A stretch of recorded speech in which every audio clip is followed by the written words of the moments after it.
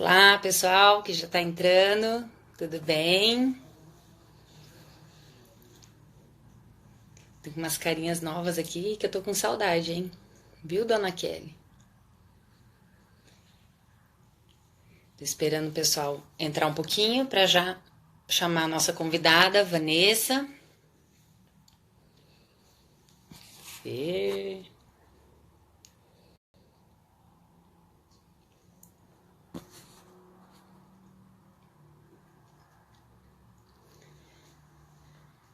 As nutricionistas já estão tudo doidas aí no assunto, ó. Vamos lá, vou pôr a Vá.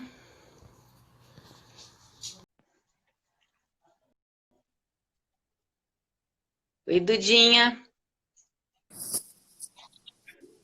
Oi, Vá. Oi, tudo bem? Tudo bom? E Boa você? noite, tudo bem? Tá bom. Gente, será que o pessoal tá ouvindo a gente legal? Dá para dar um ok? O pessoal tá. Você tá me ouvindo bem, Vá? Tô. Tá? Você tá me ouvindo bem? Eu coloquei o fone que Tô. aí evita ruídos. As interferências, né? Deixa eu pegar aqui, eu acho que eu vou pôr o meu também, que fica melhorzinho também. Por aqui.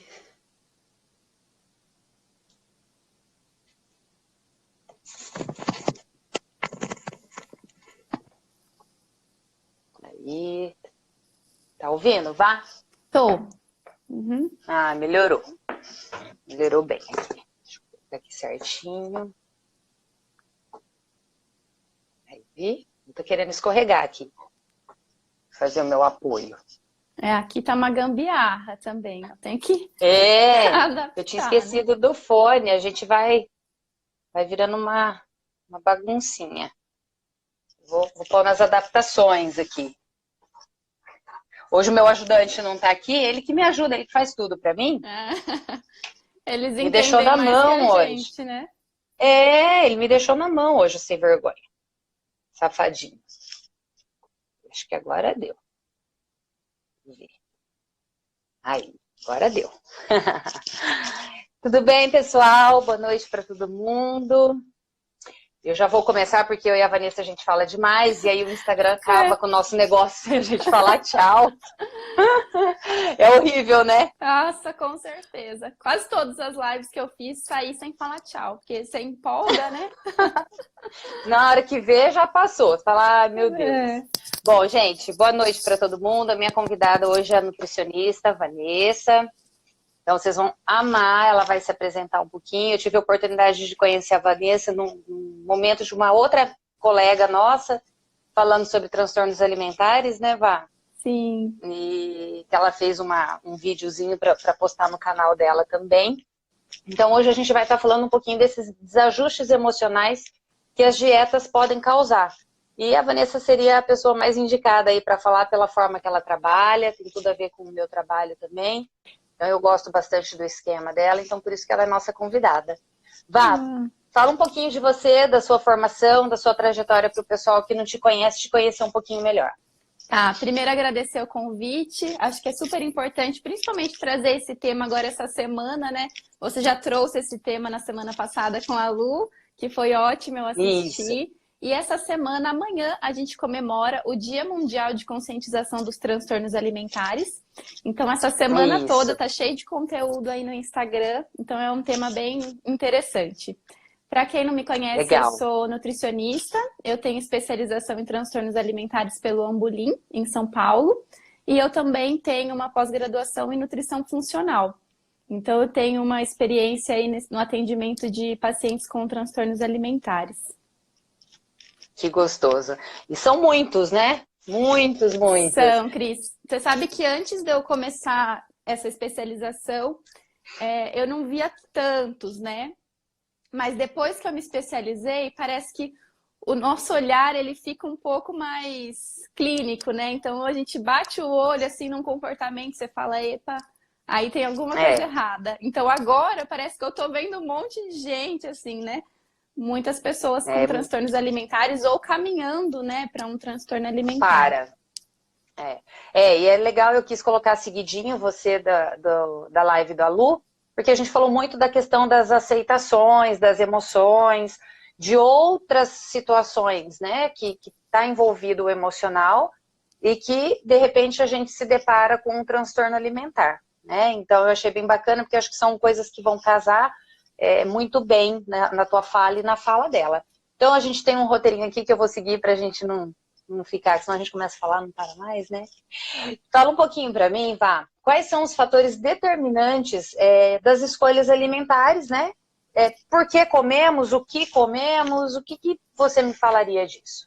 Tá, hoje a gente imagina, né, e a gente tem a crença de que a alimentação deveria ser algo muito racional, né? Então, eu tenho um plano alimentar, eu tenho que comer aquilo e tá ótimo. Se eu não consigo seguir aquilo, tem algum problema comigo. Mas os alimentos, eles têm significados pra gente, né? Então, eles têm fatores fisiológicos, então eu como quando eu tenho fome, eu como ou deveria comer até a minha saciedade. Isso. Eu também tenho aspectos psicossociais envolvidos, né? Aspectos afetivos da alimentação.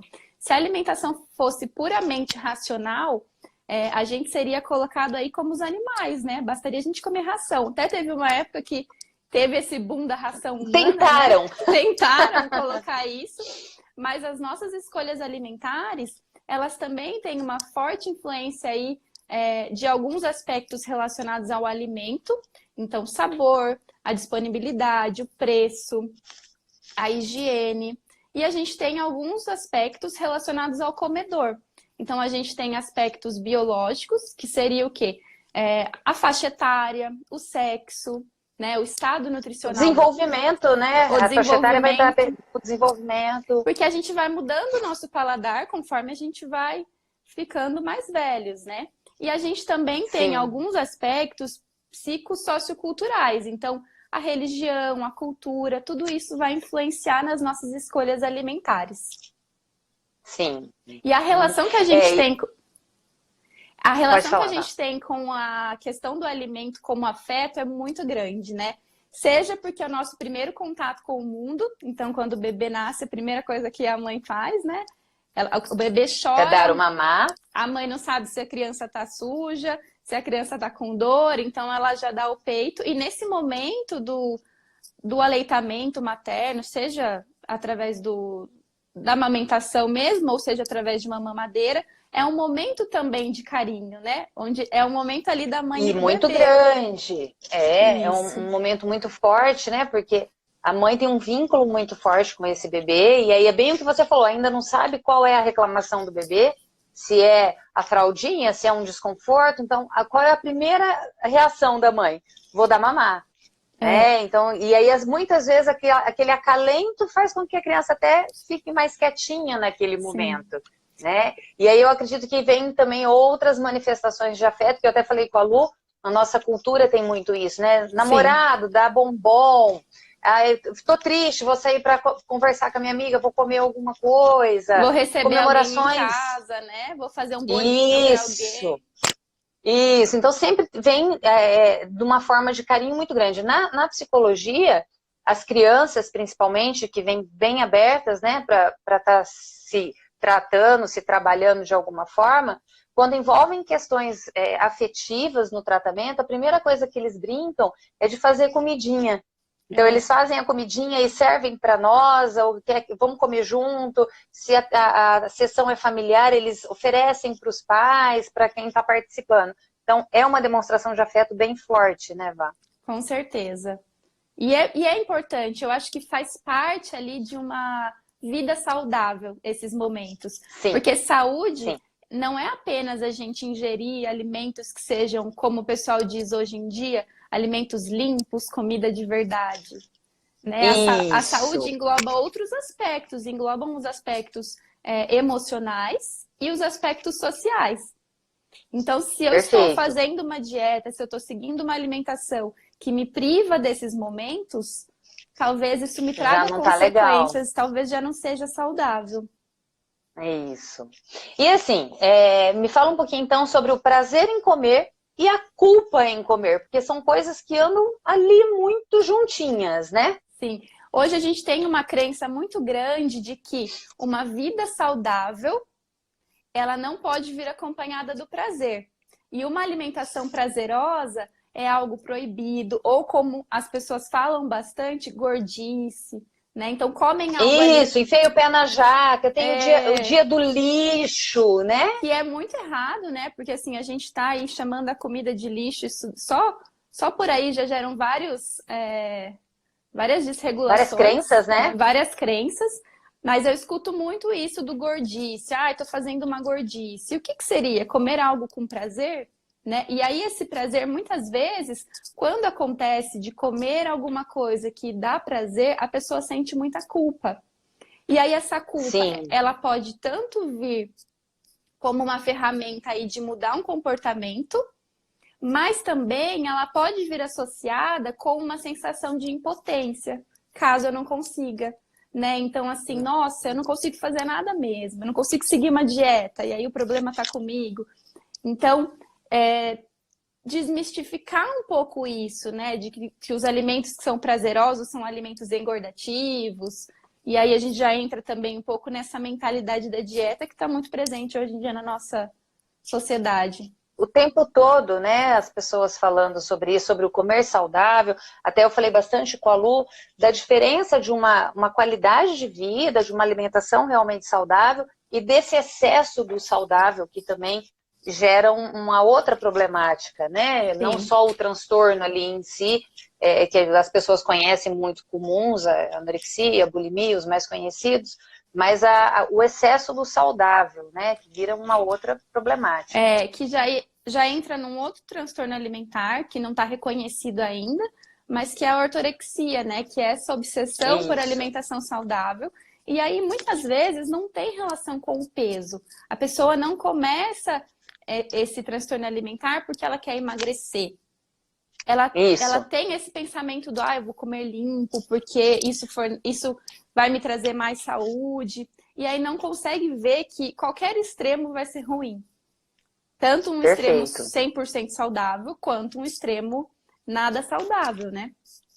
Exatamente. E aí as culpas geram várias outras sensações, né? Como ansiedade, levam muitas vezes à depressão, né? Sintomas que vão aparecer de outros transtornos aí que a gente já começa a falar dos prejuízos que essas dietas de repente podem causar. Sim, e problemas também relacionados à autoestima, né? À autoimagem, não só a ansiedade. E muitas vezes o recurso que a pessoa tem para lidar com essas emoções acaba sendo a comida também. Então, assim, acaba virando um ciclo, né? Eu sinto culpa. Vira bola de neve, né? Eu sinto culpa porque eu comi, mas aí eu como para aliviar essa emoção que eu não sei o que fazer com ela. Isso. E aí a pessoa nunca sai desse ciclo. Vai. Que é bem, eu comi a balinha, então já que eu não podia comer a balinha, agora eu como todo o resto. Sim, o pensamento da Jaque é muito comum, né? Sempre que os pacientes chegam, eu falo, você conhece a Jaque? Não. Eu falo, já que eu comi uma bala, eu vou comer, né? Isso é o bolo inteiro. O bolo inteiro. Isso acontece muito aos finais de semana, porque a pessoa tem aquele pensamento da dieta, né? E aí ele fala assim, olha, mas já que é sexta-feira, já que é sábado, eu vou comer, mas aí eu vou comer tudo que eu quiser, porque na segunda-feira eu vou começar a dieta. Então a Jaque está sempre presente no final de semana, ela visita todas as casas. Já que eu começo segunda, eu posso tudo agora, né? É bem isso mesmo. Essa é boa. Ô, Vaco, e qual é a mentalidade da dieta, né? O que é? Por que ela é um problema? Como que tira essa autonomia alimentar as dietas? Como que é isso? Então, a mentalidade da dieta acaba sendo uma regulação externa, né? Onde alguém precisa me dizer o que eu vou comer, quanto eu vou comer e quando eu vou comer. Então, a gente vai perdendo um pouquinho tanto do prazer, que ele está muito associado aí, como a gente falou, com a culpa, mas também traz uma desregulação muito grande dos sinais internos de fome e saciedade. Porque se alguém me diz que eu posso comer um doce contanto que ele não tenha açúcar, pode ser que eu coma 3 docinhos, né? 3 bolinhos, porque é sem açúcar, então eu posso. Então eu não estou respeitando a minha saciedade. muitas vezes também não respeita-se a fome, seja porque está lá no meu plano alimentar que eu tenho que comer alguma coisa naquele horário e aí eu não estou com fome, eu acabo comendo. Ou também porque, às vezes, a pessoa está com fome, e aí é a fome real, né? Porque tem uma fome emocional e tem uma fome fisiológica. E aí a pessoa fala, não, mas não tá no horário de eu comer. Ou, eu não posso comer. E aí não escuta o corpo. Só que o que acontece quando a gente não escuta o nosso corpo? Primeiro que talvez você até tenha um exagero alimentar depois, porque você ficou muito tempo sem se alimentar.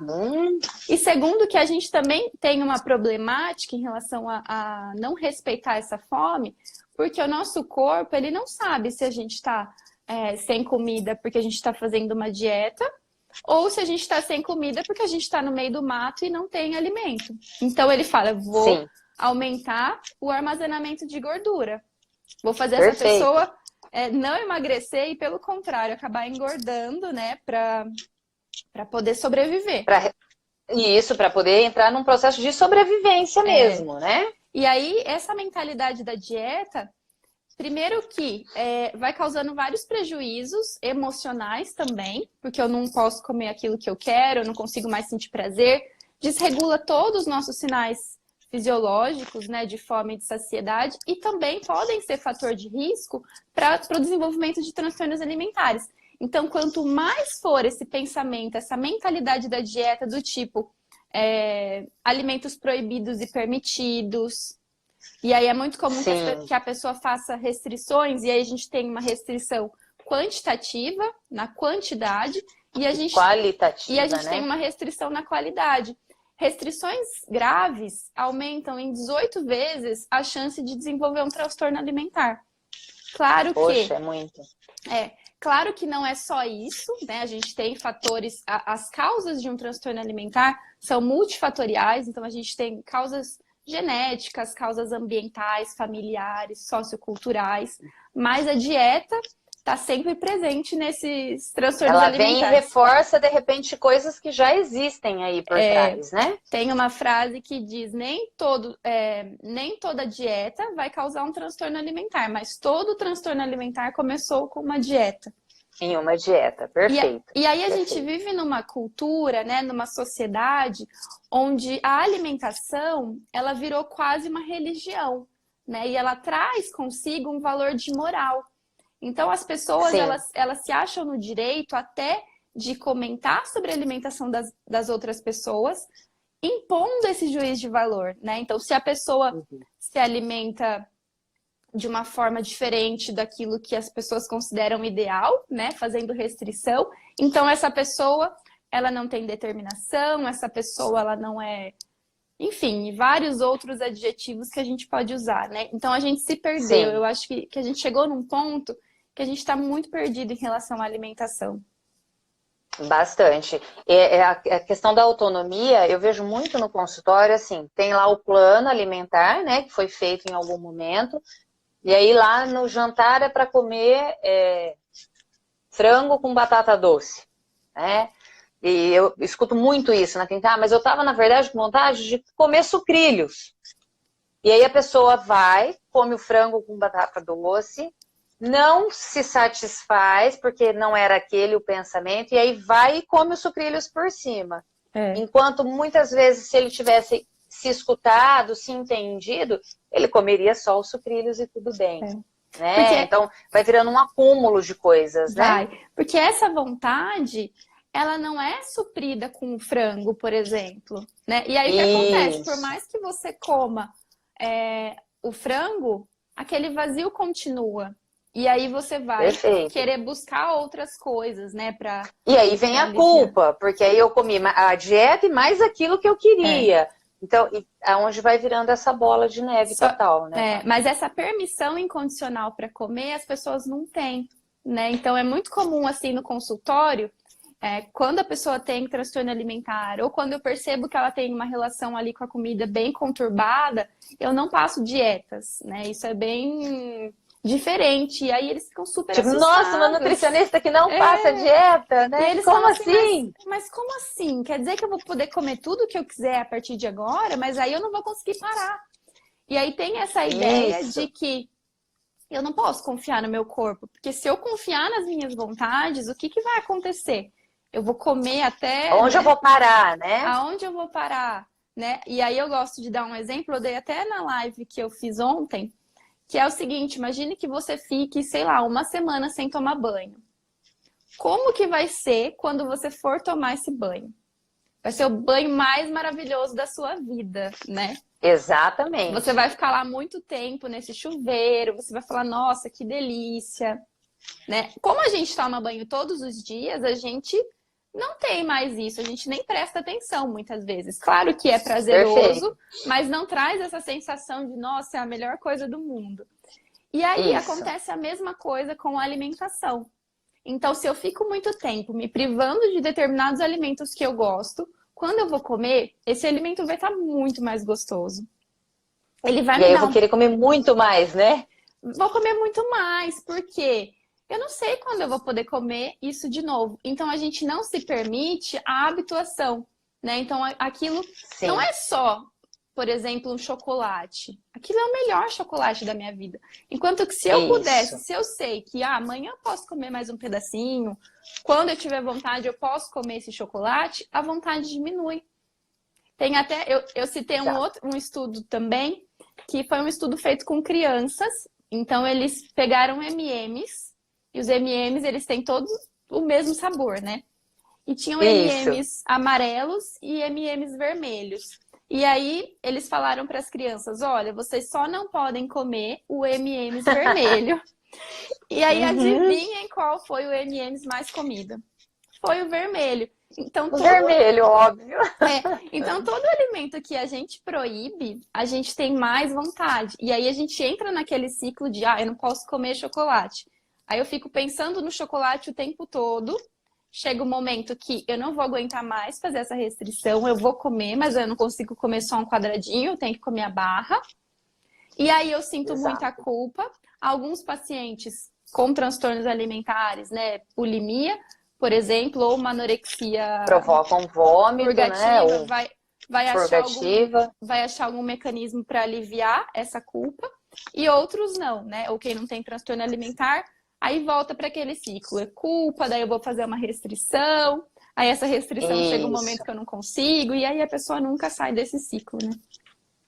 Na semana passada, eu e a Lu, a gente falou muito disso, da pula refeição, faz momentos de jejum muito grandes, É.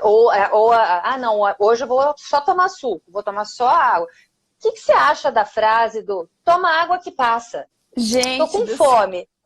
Toma água que passa. O que você me fala disso, Ou Pá? então eu escuto bastante assim, olha, se tiver com fome, escova os dentes, né? Que Isso, também já ouvi que é da também. mesma linha do toma água. Gente, assim, o comer, ele é a fome, ela é uma resposta fisiológica. Então, da mesma forma que quando eu tenho vontade de fazer xixi, eu vou ao banheiro, nós também deveríamos Isso, comer quando essa sinalização chega, porque é uma resposta do nosso perfeito, corpo.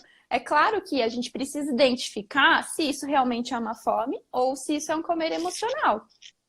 Se for um perfeito. comer emocional, o ideal é que a gente encontre outras ferramentas, que a gente saiba o que a gente está sentindo. E aí o acompanhamento com a psicóloga é super importante para você saber o que fazer, né? Como lidar com esse sentimento que não é fome, com essa sensação que não é fome. Com a Ariane, nós falamos muito disso, que nem era sobre alimentação, era sobre Aham. emoções, né? Então, o quanto eu preciso me olhar, prestar atenção, escutar a minha emoção e ver o que ela me diz, né? E eu acho que aí cabe super nisso que você está falando, né? Uhum. Então, assim, o que esse emocional está me dizendo que eu preciso ouvir para não descontar lá na comida, para não virar esse escape, né? E aí, muitas vezes, precisa até retomar mesmo isso do como é sentir determinada emoção, aonde eu sinto isso. A maioria das pessoas, Perfeito. eu sinto esse vazio, e aí eu acho que esse vazio é do estômago, e na maioria das vezes não é, né? Isso mesmo. Então, geralmente, esse comer emocional, ele vem muito associado à culpa. Quando a gente come e a gente está com fome real, essa culpa, às vezes, ela é amenizada. Assim, sem Perfeito. falar de Porque quem... é fisiológico. Porque é fisiológica. Isso não falando de quem tem um transtorno alimentar, né? Porque aí vai sentir culpa independente aí se tiver com fome ou não. Sim. Mas perceba, então às vezes a gente sente mais culpa quando a gente come fora de hora, por exemplo, do que quando a gente come ali no almoço, no jantar, que geralmente são refeições que a gente sabe que a gente está com uma fome Programadas, né? programada, uma fome fisiológica, né? É muito interessante. Então, se reconhecer é muito importante nisso que nós estamos falando. Muito. Né? E aí é todo um E aí, falando... É todo um processo, né? Porque hoje em dia a gente nem sabe mais o que a gente está sentindo. Sim, sim, não se olha mais para isso, né? É tudo tão automatizado, é tudo tão... Eu tenho que seguir isso, eu tenho que seguir essa regra, essa alimentação, essa rotina, e aí eu fico nesse ciclo e não consigo me olhar, né? Por isso que as meditações, as práticas integrativas estão sendo tão usadas, né? Ultimamente, para as pessoas voltarem para os seus eixos, né? E elas ajudam muito, né? Eu costumo falar muito. que, assim, a gente precisa diferenciar a emoção quando ela é só uma maré e quando ela é um tsunami, né? Então, imagina que a maré, essas emoções são como ondas, elas vêm e elas vão. Vêm e vão, isso. De repente, é um tsunami, a gente não consegue controlar. Então, por exemplo, uma pessoa com compulsão alimentar... Já inunda por inteiro, né? Uma pessoa com compulsão alimentar, não basta autocontrole, por exemplo.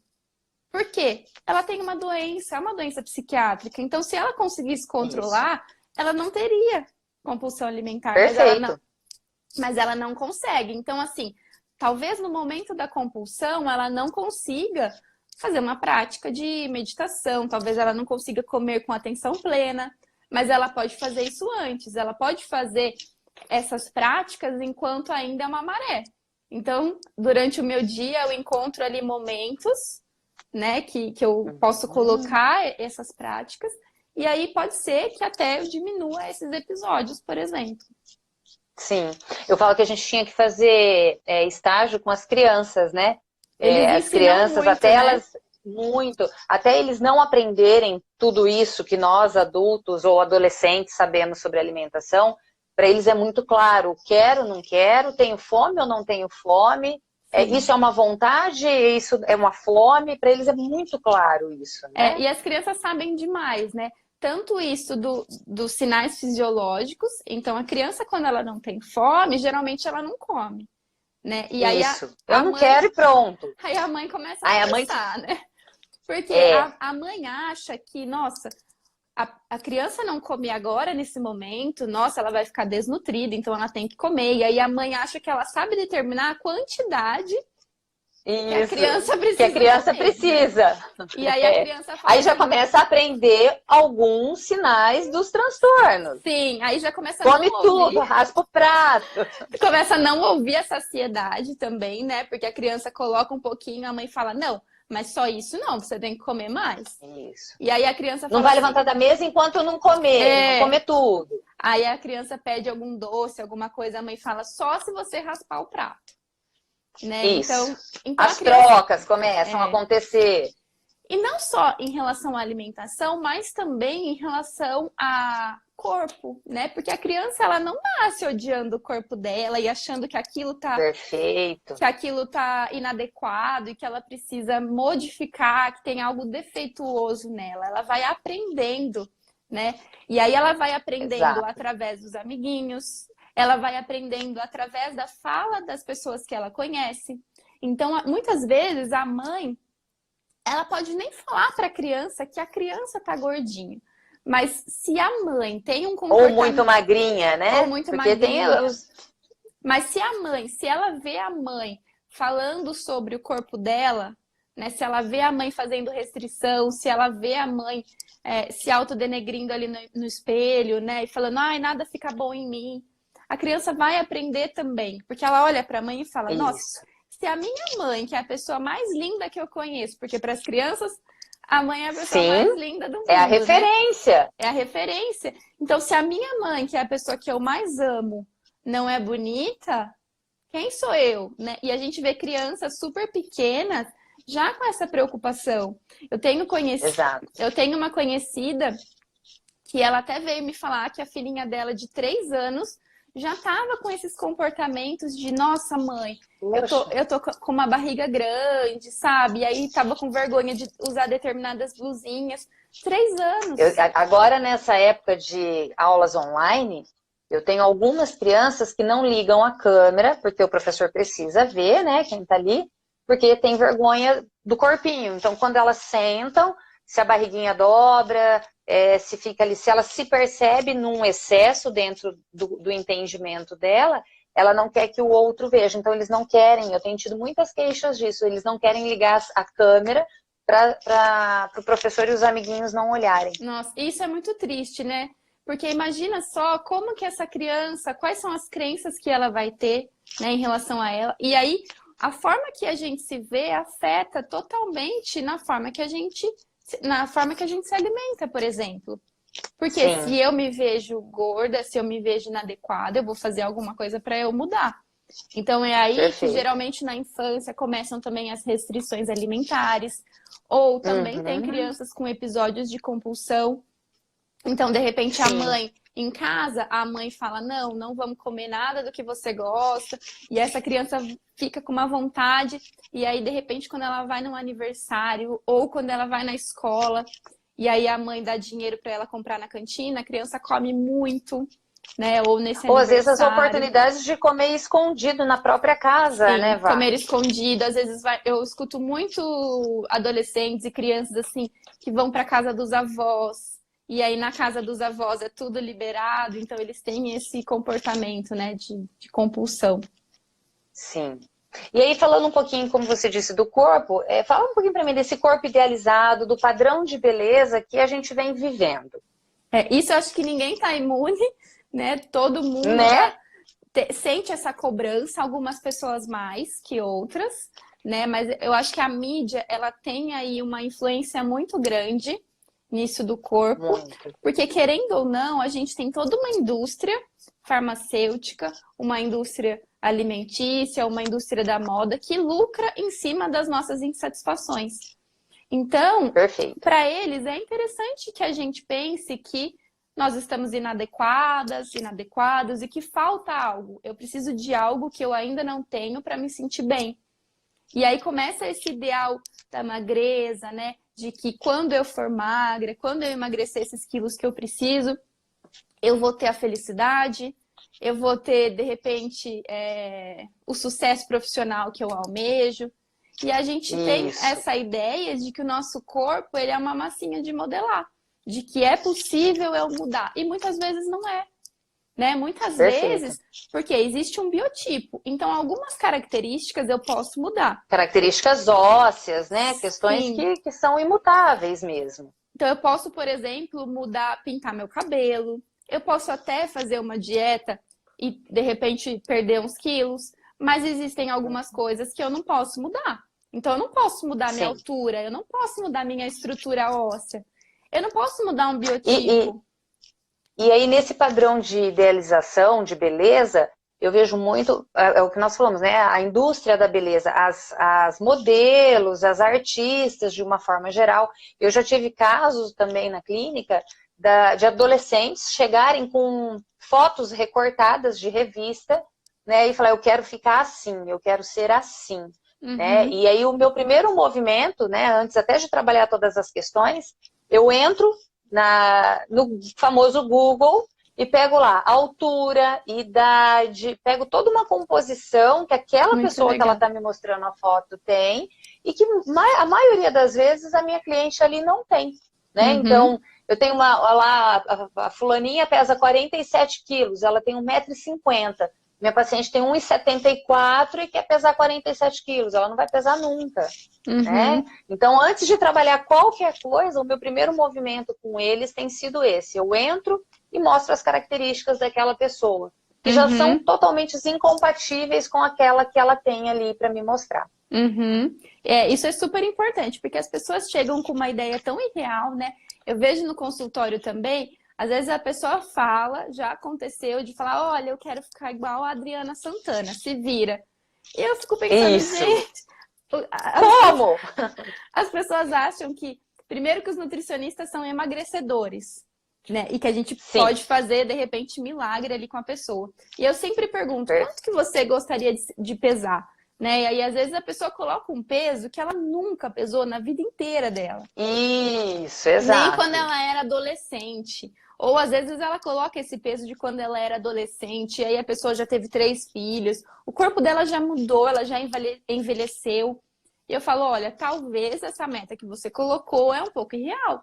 Por quê? Se você nunca conseguiu se manter nesse peso, ou às vezes a pessoa conseguiu, fez uma super restrição, aí chegou nesse peso e não conseguiu sustentar. Por quê? É humanamente impossível, né? A gente tem dietas que são extremamente restritivas e que depois a pessoa vai voltar a se alimentar de uma forma normal e ela vai voltar a engordar. Então, assim, se você não consegue sustentar esse peso não é um peso ideal para você. Ele não é o teu real, né? E aí, às vezes, hoje em dia na nossa cultura, traz muito essa ideia de que existe um peso ideal, e aí quanto mais magro, melhor. E nem sempre, né? Porque a gente tem doenças gravíssimas, como é, por exemplo, a anorexia, onde estar mais magra não é um sinônimo de saúde. Então tem muito desse estigma, e às vezes o peso ideal para a pessoa é um peso que ela vai estar ali, sei lá, 3 quilos acima do que o médico ou o nutricionista considera como sendo ideal para ela. Mas é um peso possível, né? A gente não tem só 2 ideais de corpos, né? O corpo ideal ou o corpo não ideal. A gente tem um corpo possível. E qual é o corpo possível para a pessoa, muito legal né? Isso. Então, desconstruir um pouco isso. O que é aquilo que cabe em mim, né? Quem sou eu? E aí, às vezes, eu sempre pergunto para a pessoa, o que você quer atingir com esse emagrecimento? O que você está esperando? E aí a pessoa sempre fala, eu quero melhorar minha autoestima. Eu falo, tá, mas E que muitas vezes são aquelas dietas também milagrosas do eu tenho uma festa sábado. Preciso usar o vestido, né? Então, tal, né? Eu preciso entrar nesse vestido. Né? Então, assim, fiquei um ano ali, na semana da festa eu quero emagrecer tudo para entrar naquele vestido, né? Então, assim, às vezes, essas dietas, né, elas trazem também muito sofrimento, porque pode ser que a pessoa consiga ali entrar nesse vestido, mas depois de uma semana ela vai engordar de novo. Perfeito. Então Quer dizer, eu satisfaço aquela emoção daquele momento e depois eu volto para minha realidade. E aí, junto com essa realidade, vem todos os sentimentos, todas as emoções que já estavam aí guardadas de alguma forma. Né? E quase sempre, quando a pessoa consegue emagrecer, ela vê que aquilo que ela achou que conseguiria quando ela fosse mais magra, ela continua não tendo. Então, por exemplo, a crença que às vezes as pessoas têm é, quando eu emagrecer, eu vou receber o afeto que eu preciso, ou eu vou ter algumas coisas, eu vou ser mais feliz. E aí, às vezes, ela chega, então, por exemplo, a questão da autoestima. Ah, quando eu emagrecer, eu vou melhorar minha autoestima. Mas a autoestima, ela não diz respeito só ao seu peso. Se você não tem se você não conseguiu desenvolver isso ao longo do tempo, se você tem muitas crenças em relação a você mesma, pode ser que você emagreça e aí você fale, nossa, mas tá, e cadê todo o pacote que eu achei que viesse junto com o emagrecimento? Não veio. E aí começa a achar outro problema. Ah, não, mas será que é porque eu ainda preciso emagrecer mais uns quilinhos? Mais um pouquinho? Às vezes a pessoa perde a medida. Isso acontece muito com pessoas com anorexia, então começa uma dieta, emagreceu. Ah, não, mas agora parece que falta um pouquinho mais. Aí vai, emagrece mais, e isso nunca tem limite. Ou as pessoas... tem fim nunca, né? Nunca tem fim. Ou às vezes acontece de ir para outras coisas. Então, eu emagreci, mas agora eu comecei a ver que eu tô com uma flacidez que antes eu não via. Então, eu vou buscar uma cirurgia plástica. Eu não sou contra a cirurgia plástica. Eu acho que a pessoa tem que fazer aquilo que ela se sinta bem. Mas faz bem. Isso, mas quando isso acaba virando uma obsessão, aí é patológico e aí precisa de ajuda, né? Porque daí aí é o tratamento completo, né? Uma hora vai ser a flacidez, aí outra hora vai ser alguma outra coisa, e aí isso nunca tem fim. E querendo ou não, a vida da pessoa deixa de ter outros prazeres e outros aspectos e passa a ser só alimentação, corpo, né? O que eu posso comer, o que eu não posso comer. E aí pensa nisso 24 horas por dia, né? pensa nisso 24 horas por dia, isso traz um sofrimento muito grande, e aí a vida vai passando, e aí quando você vê, você passou 30 anos da sua vida em guerra com o seu corpo, lutando para ser feliz, e essa felicidade não veio, porque você foi perdendo. É que nem quando você tá indo pra praia, e aí você vai dormindo, e você perdeu todo aquele cenário, aquela serra linda, o caminho, que às vezes é mais bonito do que o destino final. Isso, exatamente. Mas se você tá ali tão desligada, você não consegue ver beleza nessas outras coisas, né? E aí a mídia, ela tem muita influência nisso, e a gente deveria... Eu gosto de falar para fazer o unfollow terapêutico, né? Que seria você selecionar essas coisas que você assiste, que você vê. Porque muitas vezes o que a gente imagina que seja inspiração acaba sendo motivo para angústia. Então você segue a blogueira porque você vê ela malhando e você acha que isso te dá inspiração, mas na realidade todas as vezes que você assiste essa pessoa indo malhar lá com o corpo que você acha que seria o ideal para você, isso não te incentiva, pelo contrário. Te gera sofrimento e não... gera sofrimento, porque daí você fala assim, tá vendo? Ela consegue, eu não consigo. Por que que eu não fui? Olha como eu sou preguiçosa. Exato. E aí já entra toda uma... Tá vendo? Eu não dou conta de nada. Aí vem todo aquele processo que nós falamos. Vai, fala um pouquinho pra mim da diferença de saciedade, privação e prazer. Tá. A saciedade, então, ela é um mecanismo fisiológico, né? Do quanto tá bom de comida pra mim. Então, assim, a gente vai perdendo esses mecanismos, pelo que a gente falou, né? Então, essa prática de dietas... Então, a nutricionista colocou que eu tenho que consumir 4 colheres de arroz, mas naquele dia eu tava com fome para comer 2 colheres de arroz. Mas como tá ali no meu plano e eu posso, então eu vou comer as 4. Vou aproveitar. Ou então se ela coloca lá, tal coisa, à vontade. Então eu vou comer até... E aí, essa sensação de saciedade, a gente imagina que seja uma sensação desconfortável. Porque como a gente perdeu esses mecanismos, eu acho que saciedade é aquele estufamento. Eu saí do restaurante... estou cheia. Estou cheia, né? E aí eu tenho que abrir o botão da calça, ou eu tenho que tomar alguma coisa depois da refeição, porque eu acabei comendo demais. E aí isso pode acontecer porque eu tô comendo sem prestar atenção. Isso pode acontecer por conta desse pensamento, né? Dessa mentalidade da dieta. Já você falou da satisfação? A satisfação. A satisfação... o prazer. Saciedade, privação e prazer, vá. Essa saciedade, a gente não consegue respeitar muito também quando a gente faz uma privação.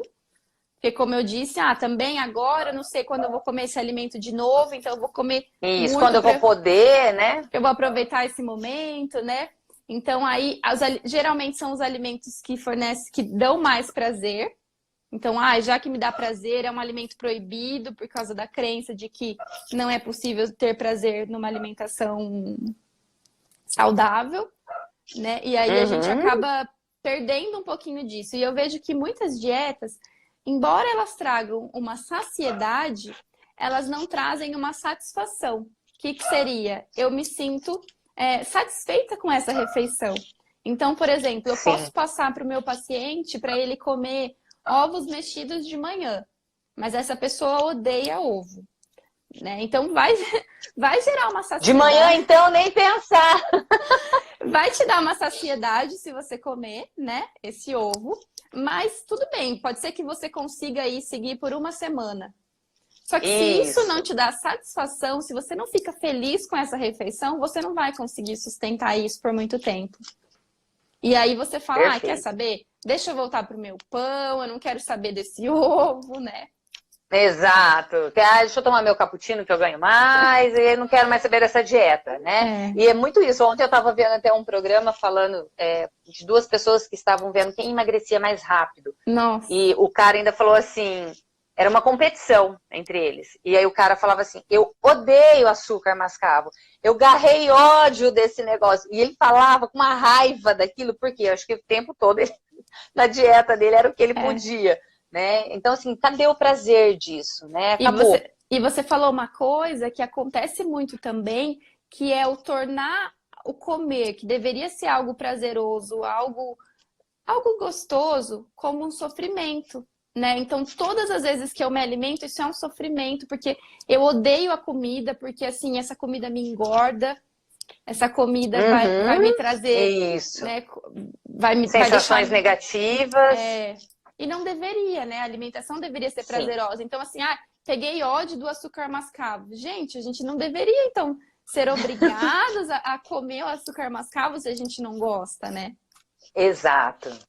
Que aí a gente entra numa outra questão que eu já ia te fazer, os afetos e as representações dos alimentos, né? Dessa alimentação para mim, como que é isso? Então, essa alimentação hoje, a gente tem também algumas representações, além do que a gente já conversou sobre essa questão do afeto mesmo, né? Do leite materno, de todo desse fator cultural, né? De o alimento representar muito essa questão do afeto no sentido de, eu vou fazer um aniversário, então eu vou fazer algumas comidas, eu vou ter o bolo, eu vou receber uma visita em casa, eu vou preparar algo gostoso. Mas também a gente tem algumas representações em relação à magreza e à gordura, né? Então, a gordura, ela também pode ter uma representação ali de controle de... como se fosse um freio, né? Então, de sexualidade, por exemplo. Então, tá, legal. A pessoa pode trazer uma crença... Vejo muitas pessoas que sofreram, por exemplo, algum abuso na infância, e aí essa gordura, ela representa uma capa protetora para essa pessoa. E também acontece de, por exemplo, a pessoa trazer algumas crenças em relação à gordura. Então, por exemplo, eu sei que ser gorda me traz coisas ruins, né? Assim, na percepção da pessoa. Porque ser gorda ou ser magra não é bom e nem ruim, depende do significado que você dá para aquilo. Mas vamos imaginar que uma mulher, ela tenha sobrepeso, que ela tenha obesidade. Pode ser que na crença que ela traga, e aí é com vocês, né, os psicólogos, para tentar entender isso, mas pode ser que ela tenha a ideia de que se ela emagrecer, ela pode ser mais desejada pelas outras pessoas, e aí de repente ela vai deixar a família dela e vai deixar o marido.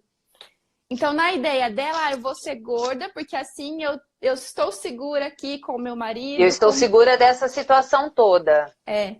Então, claro que isso é a nível inconsciente. A pessoa não pensa que talvez ela não emagreça porque ela traz nesse eu já tive dela. No consultório casos de pessoas não estarem bem nos seus relacionamentos, não conseguirem finalizar e entrarem num processo onde engordou 20 quilos em pouquíssimo tempo. Olha só. Por quê? Porque para ela o significado era não sou mais atraente. Então, se eu não sou mais atraente, eu não preciso largar, deixa que ele larga de mim. Então, até a pessoa entender muitas vezes isso, vai um tempo muito grande, né? E aí ela entrou já num processo de muita escuridão, muitos sentimentos ruins, né? E às vezes tem umas dinâmicas também, onde o parceiro ou a parceira quer engordar a outra pessoa, justamente para ela não ser desejada, né? Perfeito. Que é uma coisa, às vezes, até um pouco, não sei se pior, né? E aí a gente tem o é a junção do doente, né? Sim. E aí aquilo que está doente, né? E às vezes a pessoa não consegue identificar aquilo como sendo um problema. E talvez na terapia ela consiga né, lidar com isso. E a magreza como uma representação de que quando eu emagrecer, minha vida vai ser totalmente outra. Vou ter outra vida, vou ser muito mais feliz. E aí não vem. Vou ter sucesso, né? Vou ter sucesso e tudo aquilo que a gente já vê. Então, por exemplo, também quando a gente vê uma blogueira, né, no Instagram, ou uma mulher numa capa de revista, a gente tem a crença de que quando eu for magra, sim, eu não só vou ter o corpo dela, mas eu também vou poder viajar para esse lugar que ela viaja. Eu também vou poder ter um parceiro. Vou ter essa vida, né? Vou ter essa vida, né? E aí, às vezes, essa busca também pelo corpo perfeito é uma coisa, né? Um castelo de areia. Ele não se sustenta, porque você não vai conseguir atingir aquilo. Sim. Porque é uma idealização, não é uma realidade, né, Vá? E nós já falamos um pouquinho, mas para você dar uma pinceladinha, nem sei como está o nosso tempo aí. Acho que a gente tem 10 minutinhos, né? Então vamos, senão eles cortam a gente no meio.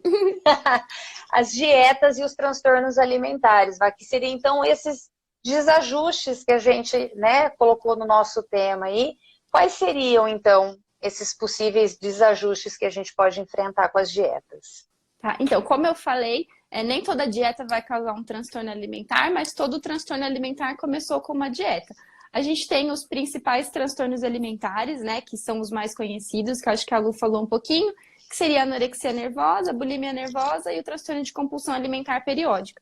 Mas a gente também tem outros transtornos alimentares que são menos conhecidos, como, por exemplo, o transtorno alimentar não especificado, especificado, a gente tem um transtorno de ruminação, a gente tem um transtorno de pica. A ortorexia, ela ainda não está reconhecida como um transtorno alimentar, que seria aquela obsessão por alimentação saudável. E a vigorexia, ela não entraria como um transtorno alimentar. Ela entra mais como um transtorno obsessivo-compulsivo, porque é uma dismorfia corporal. Né? Mas a gente... E de imagem. Mas a gente até já atende como se fosse, né, um transtorno alimentar, porque às vezes traz algumas consequências também em relação à alimentação. Então, quando começar, assim, sinal de alerta, né, para procurar ajuda, quando isso começa a ser um sofrimento. Então, como a gente falou, quando tudo na sua vida passa a ser a sua alimentação, o seu corpo, então você deixa de sair porque você não pode comer, então o seu círculo social fica comprometido, seu emocional, se isso te traz sofrimento. Muitas vezes a pessoa não tem um transtorno alimentar, mas ela pode ter comportamentos de risco, né? E ela pode ter um comer transtornado. Hoje é muito comum esse comer transtornado, que traz características de alguns transtornos alimentares, mas a pessoa não fecha um diagnóstico, né? Isso, a Lu falou bastante disso, achei bem legal. Então, assim, ele traz consequências também, traz muito sofrimento, não tão graves como um transtorno alimentar, mas talvez começou a identificar que você tem alguns comportamentos ali disfuncionais em relação à alimentação, então eu retiro grupos alimentares, eu sinto culpa quando eu como alguma coisa que está fora ali do meu... Porque tudo bem a gente comer de vez em quando, né? Claro que a gente não vai comer alimentos fast food todos os dias, né? Mas se um dia você comer, isso não pode te gerar uma culpa, uma angústia muito grande. Então, começou a ter algum sofrimento, é bem importante que procure uma ajuda, sempre especializada, né? Para não piorar o quadro. E, se for um transtorno alimentar, sempre uma equipe multi, então psicólogo, psiquiatra e nutricionista. Se for um comer transtornado, talvez a pessoa consiga lidar e fazer um acompanhamento só com o psicólogo e o nutricionista. Aí não tem necessidade de ir para o psiquiatra, né? A menos que isso se agrave. E acho que é importante a gente falar também da nossa responsabilidade, que acho que também vocês falaram sobre isso, mas com as crianças, né, para prevenir. Isso. Porque é bem difícil a gente tratar um transtorno alimentar, mas a prevenção, ela é sempre a melhor estratégia, né? Então, como orientar? Evitando essa dicotomização dos alimentos na frente das crianças e até a gente, né? Desses alimentos proibidos, alimentos permitidos, alimentos engordativos ou não. Nenhum alimento isoladamente engorda ou emagrece, ou traz saúde ou não. Né? Não é porque eu como um brigadeiro que isso significa que eu não sou uma pessoa saudável. Assim como quando eu como um prato de salada, não significa que eu seja saudável. Depende de outros fatores, né? Depende se eu pratico atividade física ou não, depende do meu emocional, como é que é a minha relação com a comida. E as pessoas, se vocês forem ver, as pessoas que são, sabe o que eles chamam de magro de ruim? Que come de tudo e não engorda. Né? E não engorda? São pessoas que têm uma relação com a comida normal, né? Conseguem honrar esses sinais internos de fome, saciedade, conseguem respeitar as vontades. Então, se eu tô com uma vontade específica de alguma coisa, eu vou me programar para fazer essa refeição. Claro que a gente não tem vontade específica todos os dias. O tempo todo. Essa vontade, ela é muito genuína. Então, aprender a honrar essas vontades, né? Tentar ir melhorando a nossa relação com a nossa autoimagem, com o nosso corpo. Então, a terapia ajuda muito. Se a pessoa, quando ela sentir que tem um problema ali de autoestima e que isso está muito difícil, é muito importante que ela procure um psicólogo. Uma ajuda. E eu acho que é legal a gente ressaltar que para sempre a gente estar bem atento aos nossos profissionais, né? Os profissionais Sim. que são procurados, a idoneidade deles, de um tratamento, porque nós sabemos também que existem profissionais que reforçam mais ainda essas características negativas que a gente está falando, ao Sim. invés de tratar, né, Vá? Por isso Então que é muito perigoso, né? por isso que é bem importante, especialmente nutricionista. Às vezes é um próprio desconhecimento da doença. Sim, Então o sim, profissional ele tá tão ali nessa mentalidade da dieta que às vezes acaba piorando o quadro. Então é bem comum também que isso. essas dietas, elas, quando as pessoas iniciam uma dieta, essa dieta é acompanhada por um profissional. E aí isso acaba Sim, gerando gatilho, porque daí a pessoa consegue emagrecer, aí de repente o corpo dela para de responder, aí começa uma restrição ainda pior. E aí sim, quando você vai ver, a pessoa já desenvolveu um transtorno alimentar. Então, quando exato. tiver uma relação ali com a comida meio conturbada, procurar um profissional dessa área, né, dessa área comportamental, que seja especializado em transtornos alimentares, para não piorar o quadro. Isso, exatamente.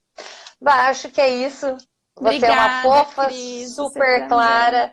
Eu falei que a gente vai fazer uma live, eu, você e a Lu, para falar Ai, disso. que Nós vamos fazer um delícia! trio aí, né? Vamos! Que é muito gostoso ouvir vocês falarem desse conhecimento tão bacana e tão atual para gente, né? Então, assim, só agradecer. Um beijo enorme no seu Obrigada, coração e de todo Cris. mundo que participou aí e passou um pouquinho com a gente. Eu vou Obrigada. deixar, vou tentar, porque a semana passada eu tentei gravar a minha e a da Lu, deu um erro, não consegui colocar no YouTube, mas já vou fazer a nossa aqui para gravar e depois eu vou deixar lá no YouTube. Se tiver alguma pergunta, alguma questão, eu encaminho para você depois. Perfeito, então. Tá bom, Obrigada, querida? Um beijo Cris. Um enorme, muito, muito beijo. obrigada. Tchau, Obrigada. tchau. Tchau.